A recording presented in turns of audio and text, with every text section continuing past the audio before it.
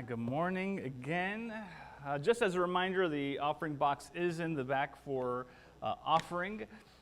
So feel free to put that in at any time during the service, before, after, any time, or give online or drop by the church.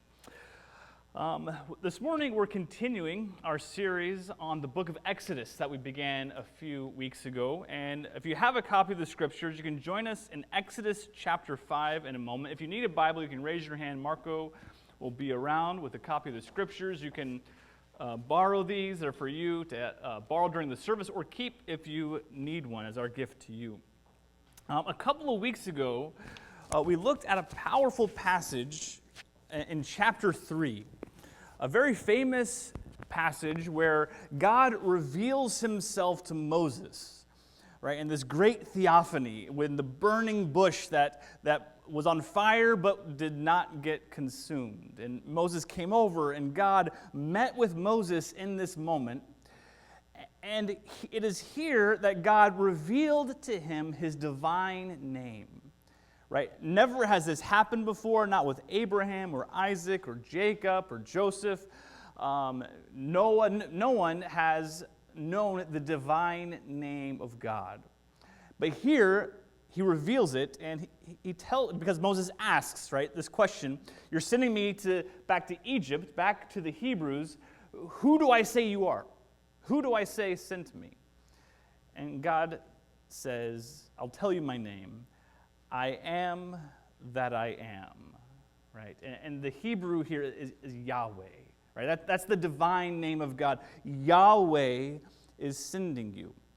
And just a quick note, in your Bibles, and this might be every translation, if not most translations, when you come across the word Lord, and it's all caps, and I have that means Yahweh. Right, so anytime you see this in your Bible, the Lord, and Lord is all caps, that's that word Yahweh. That is I am, right, the divine name of God. Other times you'll see capital L and lowercase O-R-D. That's usually like Adonai or a different name for God. But this all caps, that's like something special, right? This is God's divine name revealed as here in Exodus 3. This is Yahweh. And so when I read the text this morning, I'm going to say Yahweh instead of the Lord. And so if you're hearing that and you're like, my Bible doesn't say that, where is he getting that from? Like that's where this is coming from. So when I read our text today, instead of reading the Lord, in those cases, I will say Yahweh. This morning we're in Exodus chapter 5, and actually I want to begin just backing up a few verses in Exodus 4, the last few verses of Exodus 4, and then we'll get into 5 and the first couple verses of Exodus 6. Hear the word of the Lord. Then Moses and Aaron went and gathered together all the elders of the people of Israel. Aaron spoke all the words that Yahweh had spoken to Moses and did signs in the sight of the people. And the people believed. And when they heard that Yahweh had visited the people of Israel and that he had seen their affliction, they bowed their heads and worshipped. Afterward, Moses and Aaron went and said to Pharaoh, "Thus says Yahweh, the God of Israel, let my people go, that they may hold a feast to me in the wilderness."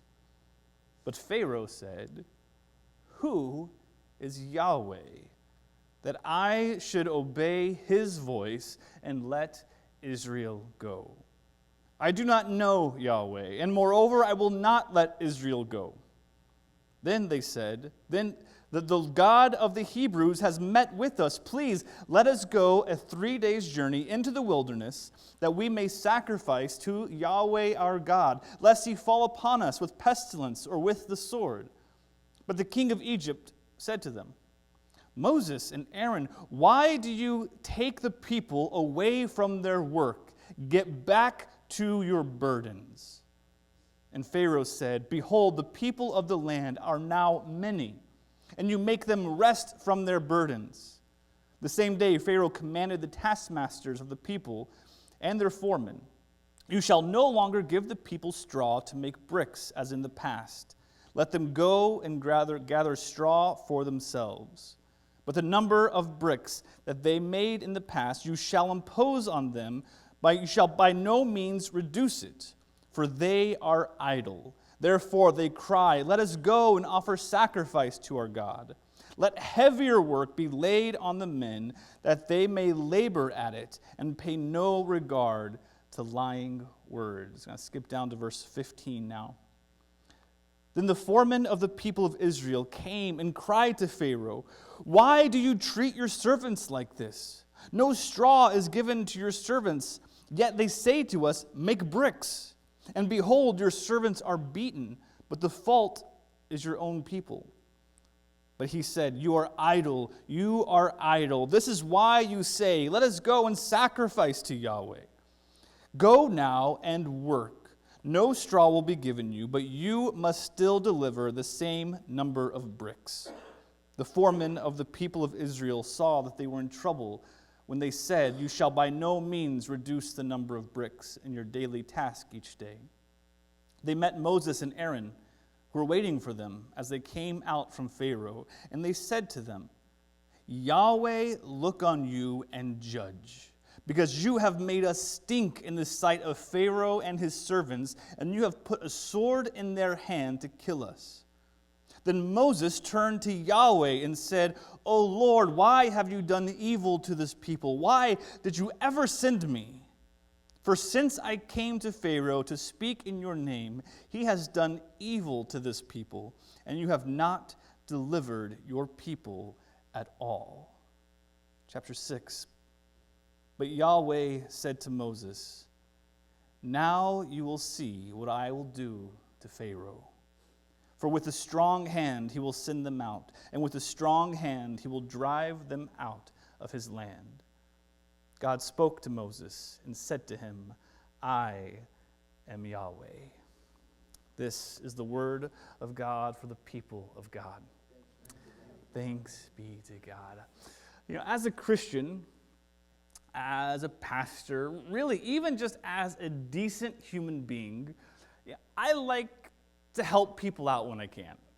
Right? If I see someone stalled on the side of the road and they're pushing their car, trying to get out of traffic, if I can stop and help them push out their car, or fill up a gas tank and bring it to them, or little things along the way. I like being helpful and being a blessing.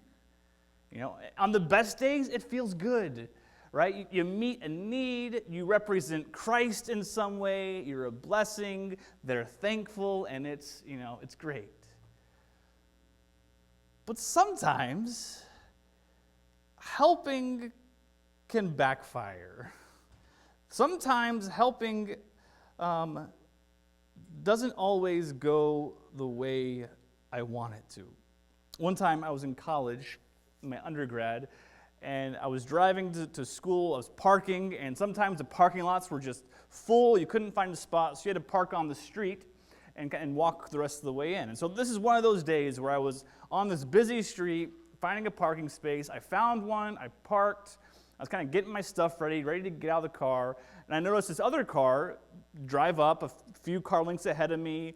They're signaling clearly they're just another student parking to try to get to class, right? And now they're stopped, they got their signal on, they're waiting for the parking spot to open up. And as I'm kind of getting ready, I notice this other car coming up. And so I stop and wait because I don't want to open my door into this car. And they clearly did not see that this car was stopped with their blinker on trying to park. Because they just went and they tried to stop, but it was too late. They rear-ended the back of this parked car, or this stopped car on the road. And I saw this oh no, this is so bad. I've been in situations where I've been rear-ended, or I think even recently, at that point, had experienced a hit and run where the person hit me and then drove off. And so I felt the injustice of what might happen. So I stayed and watched. Is this guy going to take off? What's going to happen? I get out of my car, and I'm watching to see what's going to happen. And they kind of get out and see, and everyone's okay.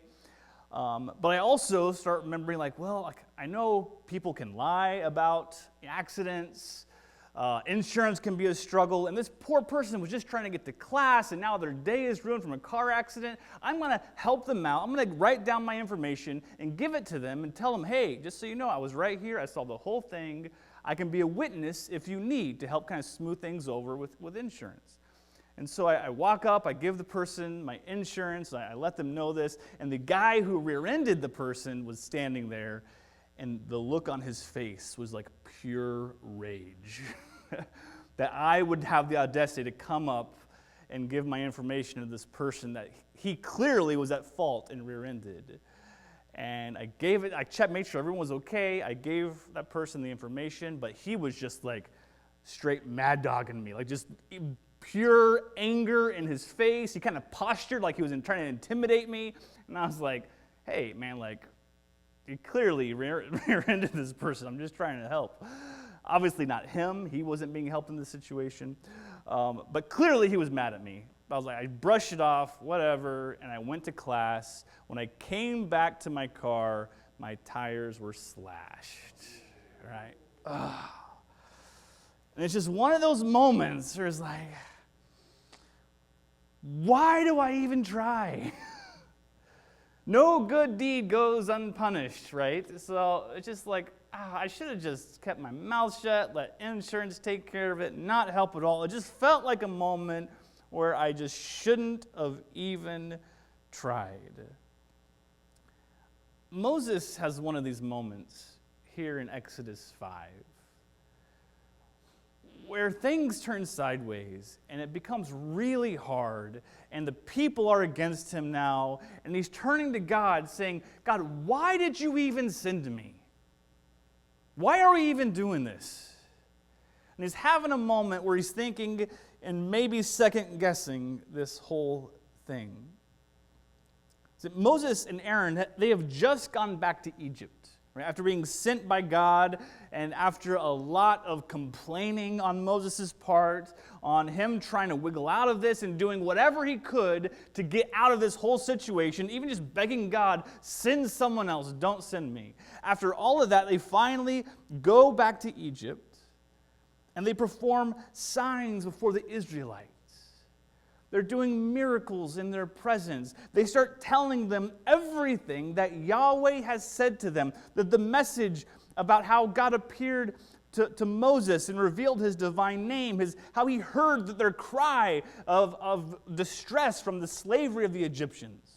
How God has remembered his covenant, how he's going to rescue them out of Egypt and lead them to the promised land. And then get this, the people believed. They believed all the words that Moses and Aaron had said to them. And they worshiped God. I mean, this is a big win. This is one of the areas that Moses was worried about because this is what he was talking to God about. Is God, if you send me, what if they don't believe me? What if they don't accept me as their leader? And so here they have accepted his words. They have believed. They're worshiping God. Now the next step is to go before Pharaoh. And this is where the trouble begins. When Moses relays to Pharaoh that their God, Yahweh, wants them to leave Egypt and go and worship him in the wilderness,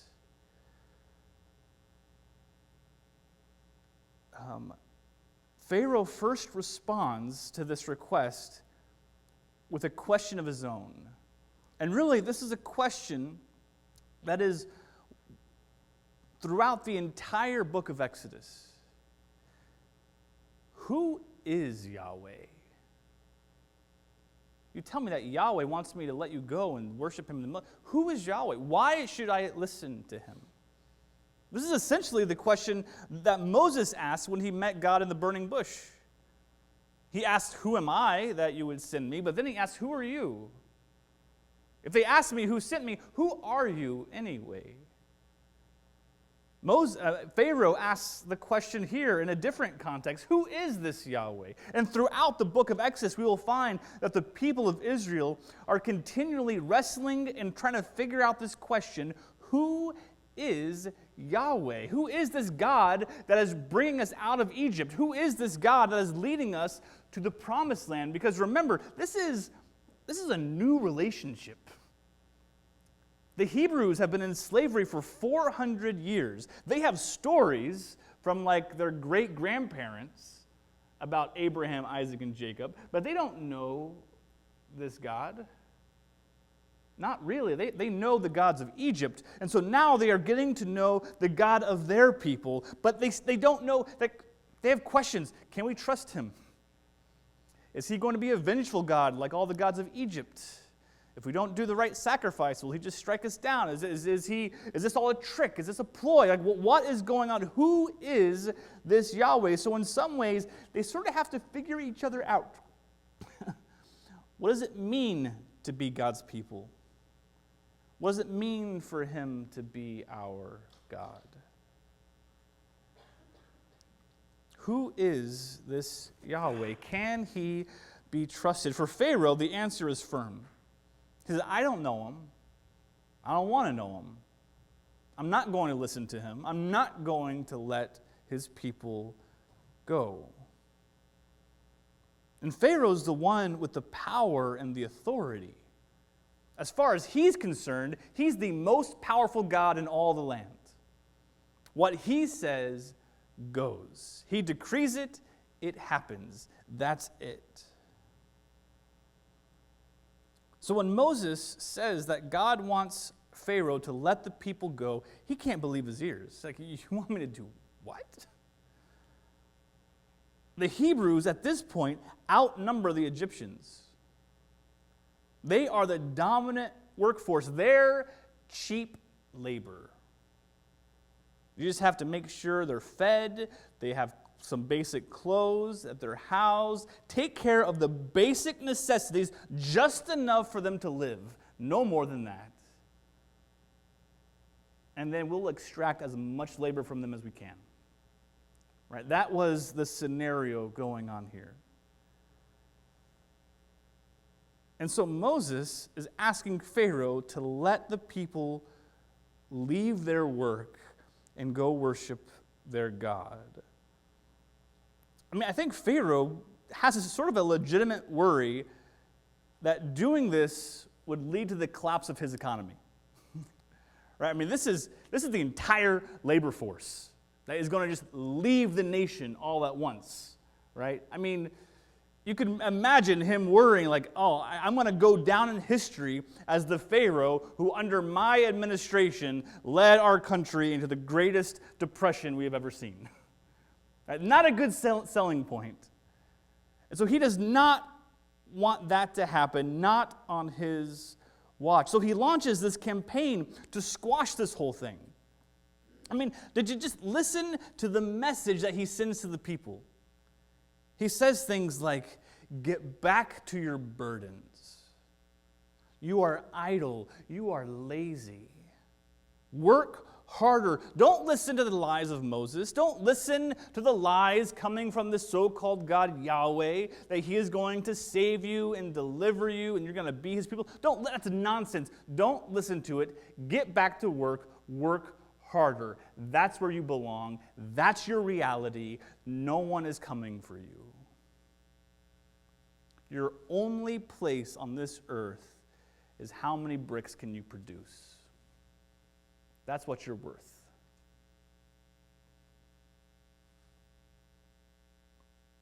These are messages we still face today. They've never gone away.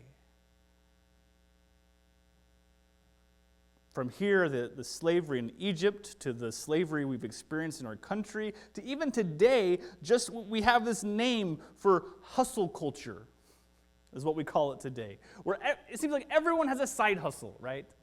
Everyone has something extra that they're doing to make money. Now, in some ways, that's perfectly fine, right? So it's great to have avenues where we can be financially stable. That's a necessary thing that we can have.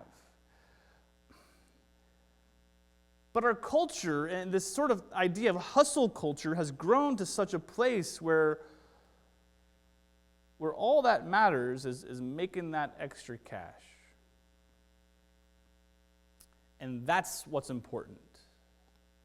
How much you can produce, how much you can make. This is not a new thing. This is something we've been doing forever.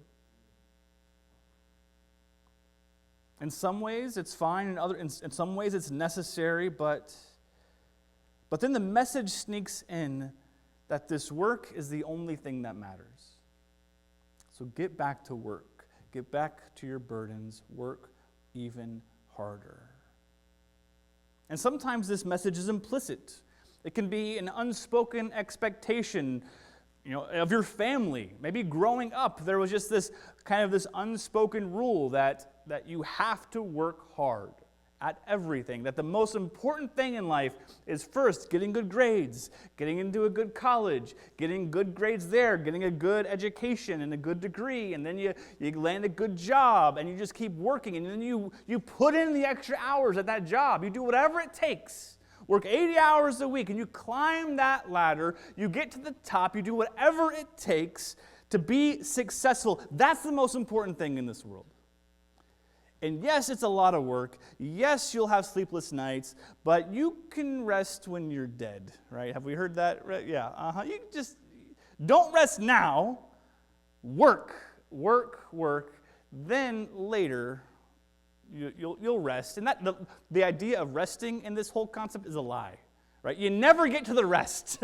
There's always one more step. There's always one more rung to climb. And so the rest is never, ever there.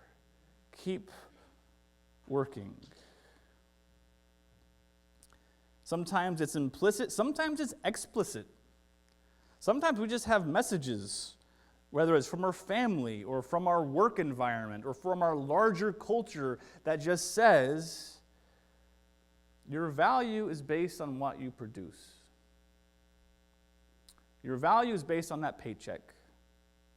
It's based on how big your pension is. It's based on any sorts of things, on how talented you are, how accomplished you are, the highest degree you can get, the best grades. Wherever you are, there's always like a measure of this is where your value lies and what you can accomplish.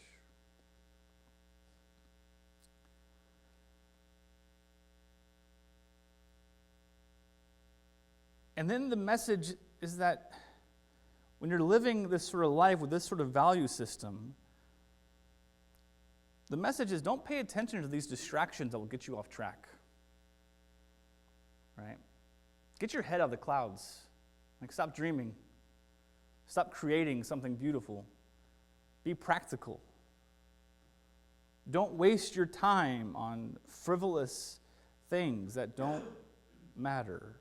Things that take you away from your work.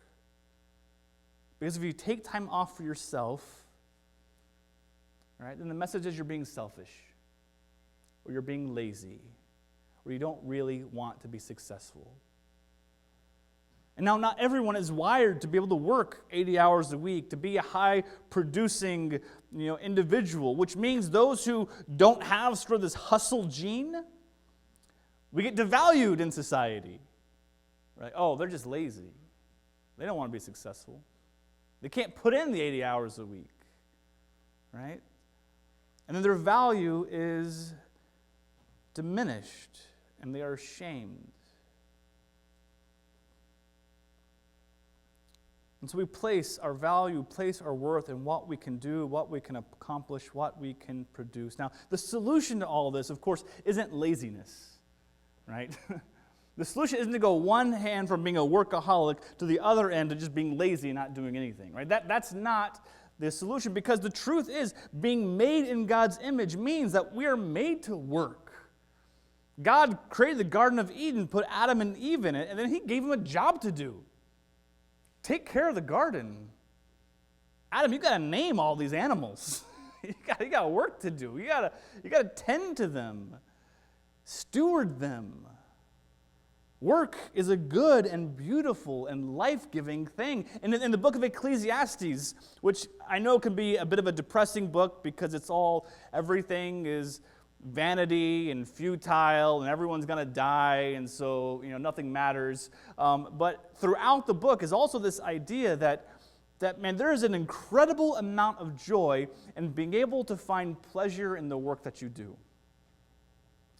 Now, this is different than, if you do a work that you love, you'll never work a day in your life. Like, it's not that idea. But it's the idea that kind of whatever work you're doing, in most cases, that you can really find joy in the work that you're doing. Find joy in the work of your hands, that you're doing something, you're creating something, you're with God in this, you're with others in this, and you can find joy and pleasure in your work. Work can be good. But Pharaoh doesn't want us to find fulfillment in our work. He doesn't want us to live out our calling that God has placed on us. He wants to turn us into working machines that serve Him alone. And of course, this Pharaoh is a metaphor for our culture, for this messaging. And so what does Pharaoh do? He makes the Hebrews work even harder, and he punishes them when they do not produce an unreasonable amount of work. Not what Moses had hoped for. Which I think reveals to us an essential truth, a difficult truth that maybe we don't like, I know I don't like, is that when it comes to trusting God, when it comes to following Him in this world, oftentimes things get harder before they get better. Have you experienced that? I feel like we have, right? Maybe it was when you first became a Christian and you're like, okay, I'm going to follow Jesus. And then you realize, oh man, following Jesus means that these people who used to like me, now they don't really like me very much anymore. And that kind of hurts. And that's hard. Right? Maybe it's a time where you knew what the right thing to do was. You felt that the Holy Spirit was leading you in some way, but you knew that taking those steps, taking that action, speaking that word meant friction with people in your circles. At work, at home, family, friends, whoever it is. And it's hard. And this is a truth that we have to grapple with, that as we follow God's will in this world, we are faced with these other forces like Pharaoh who are going to actively fight against it. And things will oftentimes get harder before they get better, but they do get better. For now, Pharaoh's plan works. The promise of deliverance wasn't immediate, which is another hard truth we have to wrestle with. God saves us, but it's not like we're just teleported away from all our troubles, right? Our deliverance isn't immediate. So the Israelites, they stopped listening to Moses. And it tells us in chapter 6, the reason they didn't listen to him was because of their broken spirit and harsh slavery. They couldn't listen because of their broken spirit and harsh slavery. Pharaoh gets what he wanted. The people are focusing on their labors instead of focusing on the words of Moses and the message of Yahweh. They're focusing on their work instead of the words of hope and promise and deliverance. They had just believed at the end of chapter 4. They had just been worshiping Yahweh and believed everything Moses and Aaron had said. And now they have turned against Moses in a time of difficulty. And now Moses, he's struggling, right? He has done everything right. He's done everything he was supposed to. And now the people are mad at him. And now he's questioning, why did I even come? The past couple of weeks, we've been talking about this phenomenon called the Dunning-Kruger effect. When You have a high level of confidence, right? You're really confident in yourself that you're able to do something, but your competence is actually pretty low, right? And so you can't back up what you say you can do with actual talent, right? This is the Dunning-Kruger effect. Moses had this.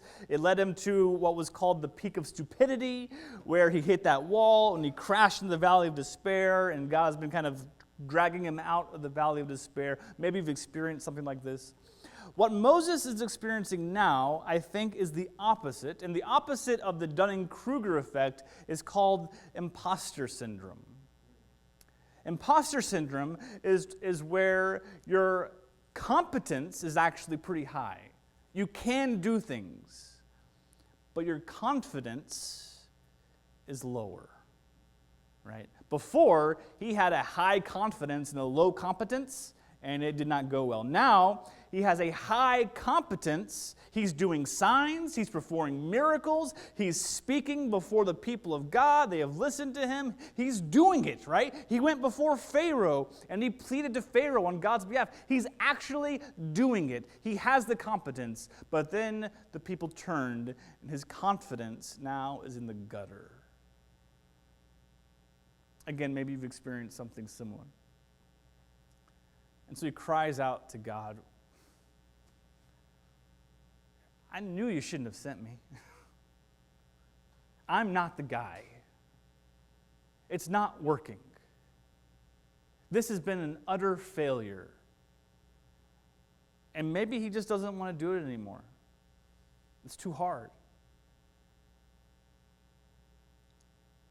But God's answer to this is the same answer he gave Moses at the burning bush when Moses was not sure he could do it. And his answer had nothing to do about Moses, remember.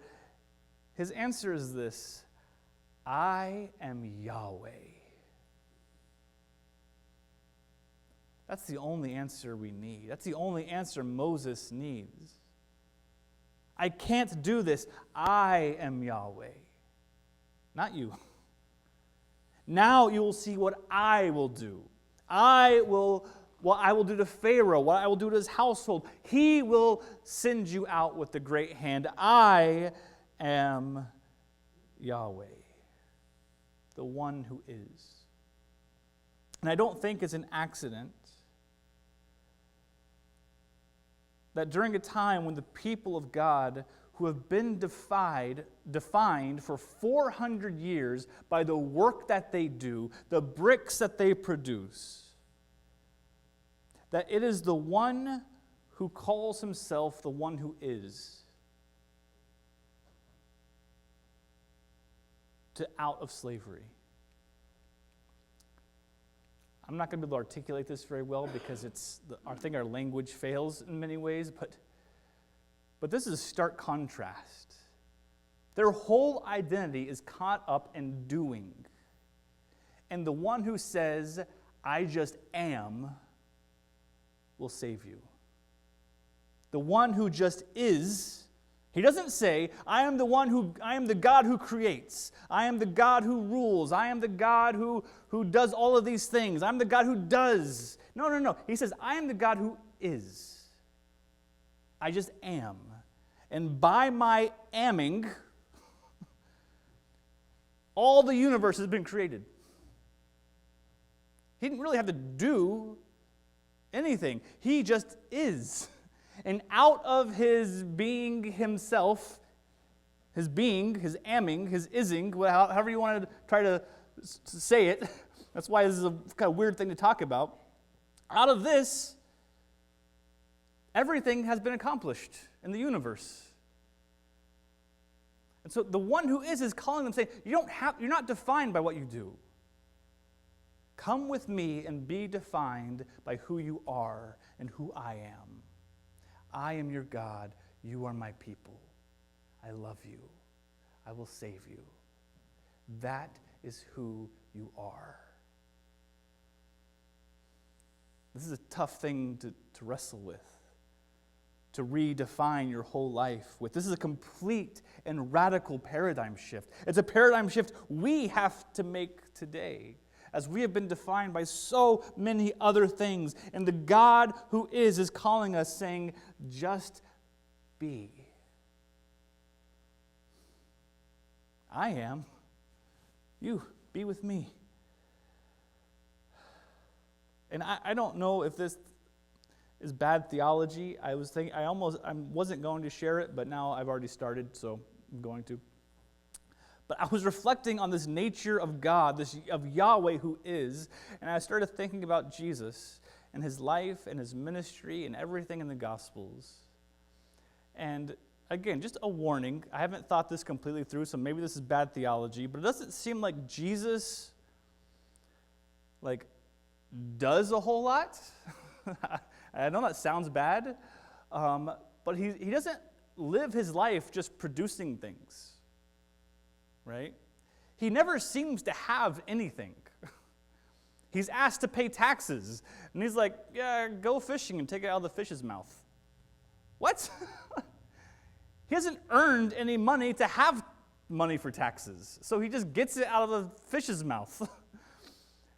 He doesn't have a donkey for his triumphal entry. He borrows it from someone else. He's just he's going and he's teaching and he's preaching. And he does the miracles. He does all of these things, but they all seem to be just an outpouring of him just being there, right? Because it just, wherever Jesus is, these things kind of just happen. And yes, he has a will, he has intention, he's not just floating, kind of drifting, but he's not a working machine.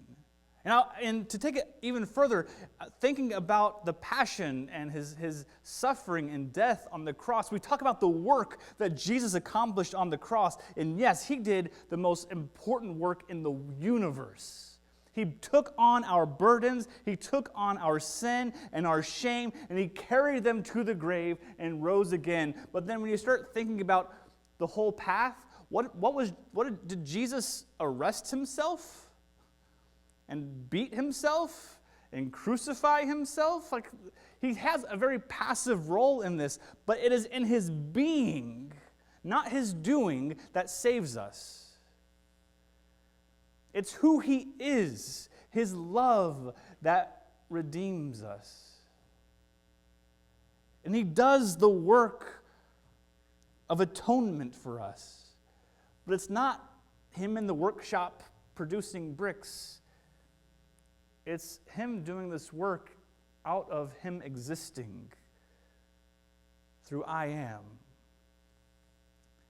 And through his being, all things are accomplished. So let this be an invitation to you that you are invited into the being of Christ. You are invited into the presence of the one who says, I am Yahweh.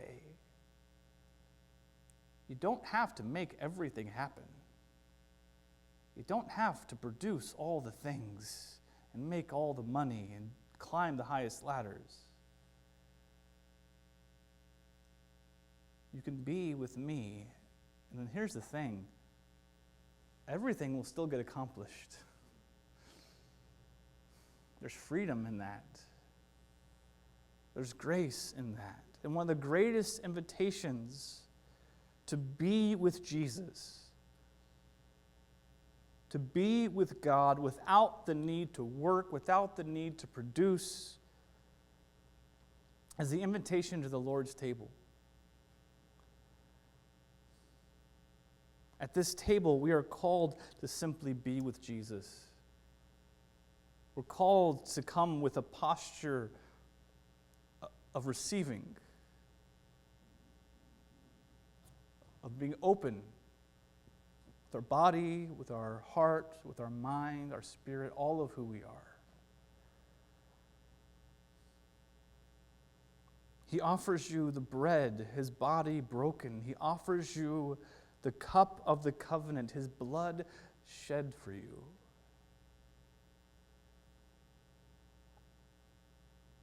And then it is here that a most profound work is done.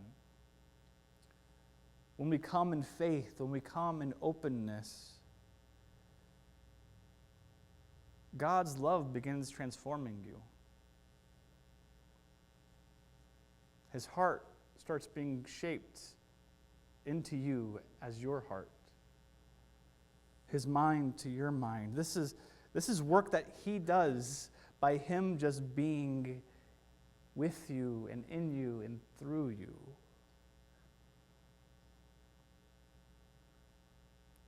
If you will just be with the one who is, all will be accomplished. I'm going to invite Pastor Jake up to lead us in communion in the Lord's table. And the way we do this after he blesses the sacrament, everyone will be invited to come forward. He will hand you the elements. I encourage you, just take them back to your seats. Hold on to them for a moment. And then when everyone has received the elements, we will recite a prayer together and then take communion as one.